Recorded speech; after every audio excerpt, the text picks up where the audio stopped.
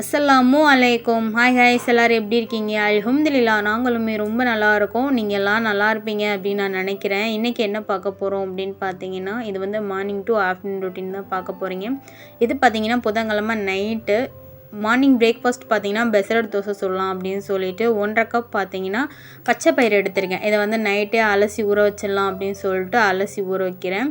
இதுக்கு பார்த்தீங்கன்னா 1/4 cup 1.5 cup பச்சை பயிருக்கு வந்து 1/4 கப் பார்த்தீங்கன்னா ரேஷன் கடையில் கொடுத்த அந்த குண்டு அரிசின்னு சொல்லுவாங்க, அது போட்டிருக்கேன். இதுக்கு பதிலாக நீங்கள் இட்லி அரிசி இல்லாட்டா சாப்பாட்டுக்கு யூஸ் பண்ணுவோம் பார்த்திங்கன்னா, அந்த அரிசி வந்து 1/4 கப் வந்து போதுமானதாக இருக்கும். மற்ற பச்சை அரிசி இந்த மாதிரிலாம் நீங்கள் வந்து அலசி ஊற வைக்காமல் இந்த மாதிரி அரிசி எடுத்து நீங்கள் ஊற வச்சாலே போதும். கரெக்டாக வந்து நைட்டு ஃபுல்லாக ஊறினா நம்ம காலையில் சுடுறதுக்கு வந்து கரெக்டாக இருக்கும். ஒரு 3 மணி நேரம் 4 மணி நேரம் அப்படிலாம் இல்லை. நீங்கள் நைட்டே வச்சிட்டிங்கன்னா காலையில் வந்து ஊறி வந்துடும். நம்ம அரைக்கிறதுக்கும் கொஞ்சம் ஈஸியாக இருக்கும்.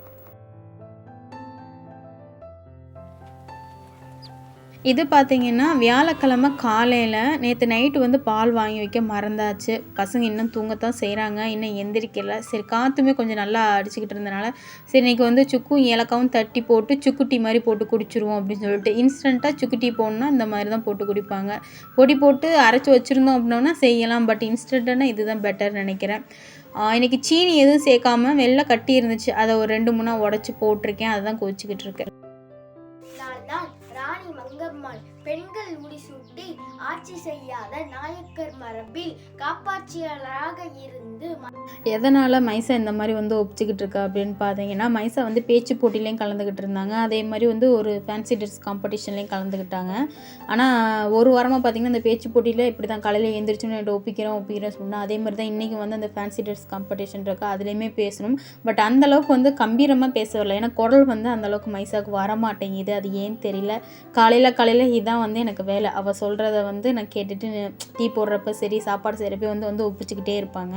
நேற்று நைட்டு நம்ம ஊற வச்ச பச்சை பயிர் வந்து நல்லா ஊறிடுச்சு. இப்படி அமுக்கி பார்த்தோம்னா கூட நல்லா அமுங்கிருச்சு. அதை நல்லா 2-3 தடவை அலசிட்டு அதுக்கப்புறம் நம்ம ஊற வச்ச அரிசி அதையுமே நல்லா அலசிட்டு தண்ணி இல்லாமல் என்ன பண்ணுங்க, கொஞ்சமாக சீரகம், அதுக்கப்புறம் வந்து காரத்துக்கு வந்து பார்த்திங்கன்னா 2 பச்சை மிளகாய், அப்புறம் ஒரு துண்டு இஞ்சி, இது எல்லாத்தையுமே வந்து கொஞ்சமாக தண்ணி ஊற்றி நம்ம இட்லி மாவு எப்படி ஆட்டி எடுப்போம் அதே மாதிரி மிக்சியில் வந்து நல்லா கிரைண்ட் பண்ணி கொண்டு வந்துடுங்க. இந்த மாவு பார்த்திங்கன்னா இட்லி மாவு பார்த்து தான் இருக்கணும். தண்ணி கூட போயிட்டால் நம்ம தோசை மாதிரி சுடுறப்போ வந்து பிஞ்சு வர ஆரம்பிச்சிடும். ஸோ அதனால் வந்து இட்லி மாவு பார்த்துக்கே வந்து இது நல்லா அரைச்சிக்கோங்க. அரைச்சது ரொம்ப நேரம் இது ஊறணுமா புளிச்சு வரணுமா அப்படின்னு கேட்டிங்கன்னா கிடையவே கிடையாது. நம்ம அரைச்சோன்னு லைட்டாக உப்பு போட்டு ரெடி பண்ணி அந்த மாவை வச்சுருங்க. அந்த கொஞ்சம் நேரம் வச்சதுக்கப்புறம் இதுக்கு சைடிஷ் அப்படின்னு பார்த்தீங்கன்னா இந்த மாதிரி தேங்காய் சட்னி இல்லை கார சட்னி இல்லைனா உங்களுக்கு எது பிடிக்குமோ அந்த மாதிரி நீங்கள் வச்சு சாப்பிட்லாம். பட் என்னோடய காம்பினேஷன் எது நல்லா இருக்குது அப்படின்னு கேட்டிங்கன்னா பெசரட் தோசைக்கும் தேங்காய் சட்னிக்கும் காம்பினேஷன் உண்மையிலே ரொம்ப நல்லா இருந்தது. தேங்காய் சட்னி பார்த்திங்கன்னா எங்கள் வீட்டில் எங்கள் அம்மா எங்களுக்கு எப்படி வச்சு கொடுப்பாங்க அப்படின்னு பார்த்தீங்கன்னா, இந்த மாதிரி தேங்காய், பொரிகடலை, சின்ன வெங்காயம், வெள்ளைப்பூடு, அதுக்கப்புறம் வந்து 2 வரமிளகா இதை வச்சு அப்புறம் கல்லுப்பு போட்டு அடித்து அந்த மாதிரி சட்னி வைப்பாங்க. அந்த மாதிரி தான் இன்றைக்கி பெசரட் தோசைக்குமே வந்து நான் சட்னி ரெடி பண்ணியிருந்தேன்.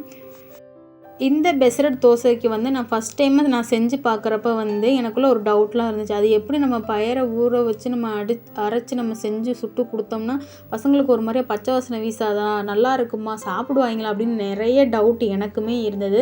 பட் அந்த டவுட்லாம் பார்த்திங்கன்னா நான் ஃபஸ்ட்டு கொஞ்சமாக போட்டு என் பசங்களுக்கு வந்து செஞ்சு கொடுக்குறப்ப பார்த்திங்கன்னா அவங்க வந்து எதுவுமே என் பையன் தான் வந்து இது என்ன வேறு தோசை மாதிரி இருக்குது அப்படிங்கிற. பட் பாப்பா வந்து டேஸ்ட் நல்லாயிருக்கு, நீங்கள் இது செய்யலாம் அப்படின்னு சொல்லியிருந்தான். அதுக்கப்புறம் தான் வந்து கொஞ்சம் குவான்டிட்டி அதிகப்படுத்தினேன். எடுத்தோடனே வந்து என் பசங்களுக்கு வந்து நான் போய் கொடுக்கல, கொஞ்சம் செஞ்சு கொடுத்தேன். இவங்க சாப்பிட்றாங்களான்னு பார்த்துட்டு தான் சரி நம்ம வீடியோவில் அதை கன்வே பண்ணுவோம் அப்படின்னு சொல்லிட்டு கொஞ்சம் நிறையா வந்து இன்றைக்கி நான் செஞ்சுருந்தேன்.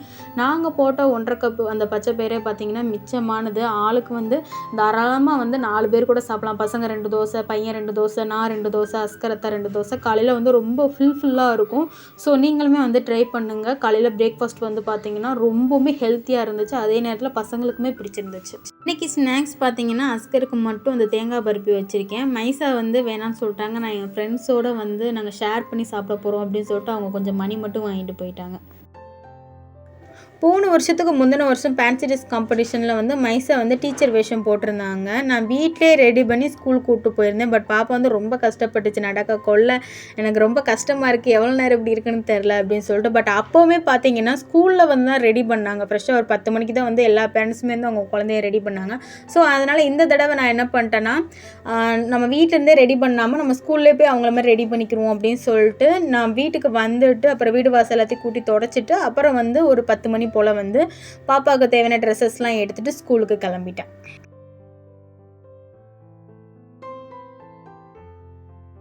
மைசா கிளாஸ் பசங்களுக்கு கொடுத்த தீம் என்னென்னு பார்த்தீங்கன்னா, கிங் ஆர் குவீனு. கிங் வேஷம் எந்த கிங் வேஷம் போடலாம், இல்லை குவீன் எந்த குவீன் வேஷம்னாலும் போடலாம்.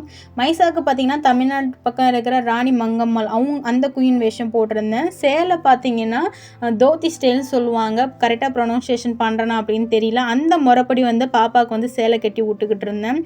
ஃபுல் அண்ட் ஃபுல் நான் தான் வந்து கெட்டினேன். மேலே போட்டிருக்க நகை செட்டு எல்லாமே பார்த்தீங்கன்னா மச்சி வந்து ரெடி பண்ணி விட்டுக்கிட்டு இருந்தாங்க.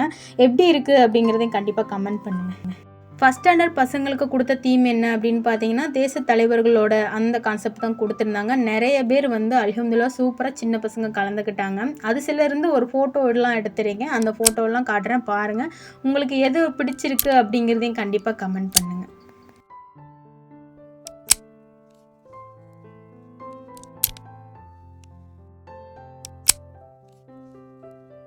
என்னால் முடிஞ்சது பார்த்தீங்கன்னா, மைசா கிளாஸ் பசங்களை மட்டும் தான் ஃபுல் அண்ட் ஃபுல்லாக வச்சு என்னால் வீடியோ எடுக்க முடிஞ்சிச்சு. மற்ற கிளாஸ் பசங்களில் வந்து நான் எடுக்க முடியல. ஏன்னா நான் கீழே போயிட்டேன், எல்லா பசங்களும் ரெடியாகி மேலே போயிட்டாங்க.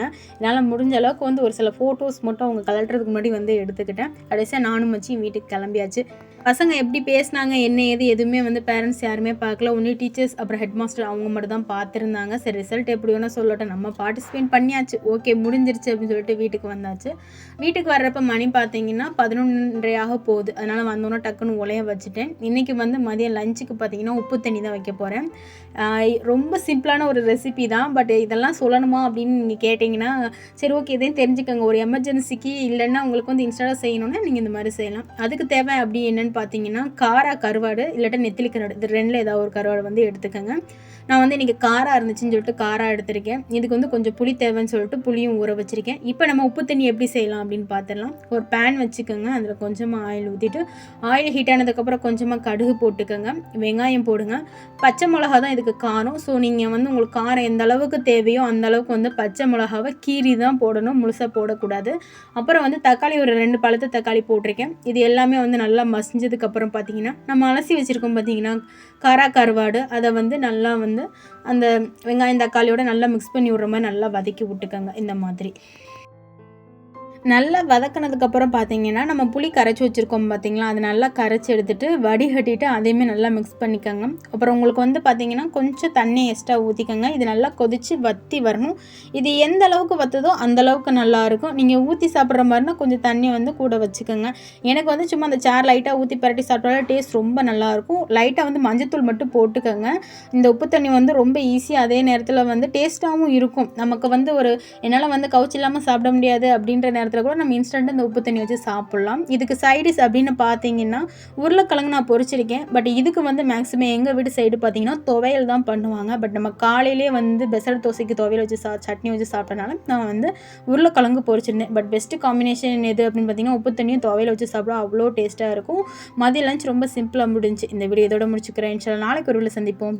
பாய், டேக் கேர்.